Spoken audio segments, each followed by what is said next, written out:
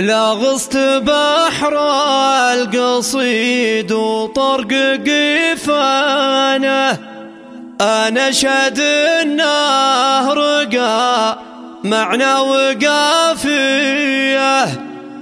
ترقص قوافيه وعندي حبكة وزانه، وبيني وبينه بطولة وشهامية.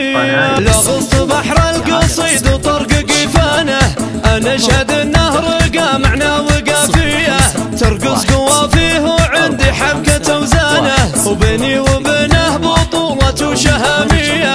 خصل لجاس القصايد تمسح لسانه، تمسح ورثة فخر بنت الكبارية، ماها سعد واسمها يصلح بنشانه، في رحلة العلم والأمجاد مبنية.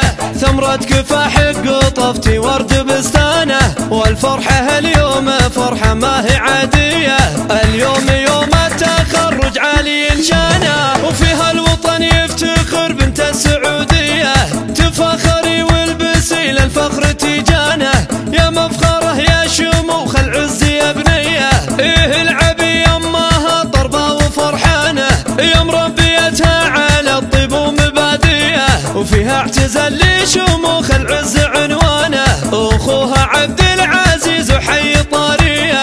خصل لجات القصايد تمدح الدانه، تمدح ورثة فخر بنت الكبارية، ماها سعد واسمها يصلح بنشانه، في رحلة العلم والأمجاد مبنية. ابن سعد والفعل عليه برهانه، العمر قومنا الجهن وجاهيه، عنوز الاثار وسط الجو دخانه، عزومهم حزات الشده حماويه. لغصت بحر القصيد وطرق قفانه، انا شهد النهر رقى معنى وقافيه، ترقص قوافيه وعندي حبكة وزانه، وبيني وبينه بطولة وشهامية.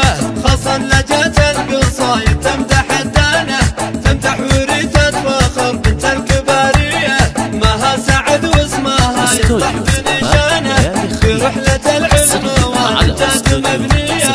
ثمرة كفاح قطفتي ورد بستانه، والفرحة اليوم فرحة ما هي عادية، اليوم يوم التخرج عالي شانه، وفيها الوطن يفتخر بنت السعودية، تفخري والبسي للفخر تيجانه، يا مفخره يا شموخ العز يا بنية. إيه العبي يماها طربة وفرحانة، يا مربيتها على الطيب ومبادئه، وفيها اعتزال لشموخ العز عنوانه، أخوها عبد العزيز وحي طاريه. خصل لجات القصايد تمدح الدانه، تمدح ورثة فخر بنت الكبارية، ماها سعد واسمها يصلح بنشانه، في رحلة العلم والأمجاد مبنية. ابن سعد والفعل عليه برهانه، العمر قومنا الجهن وجاهيه، عنوز الاثار وسط الجو دخانه، عزومهم حزات الشده حماويه.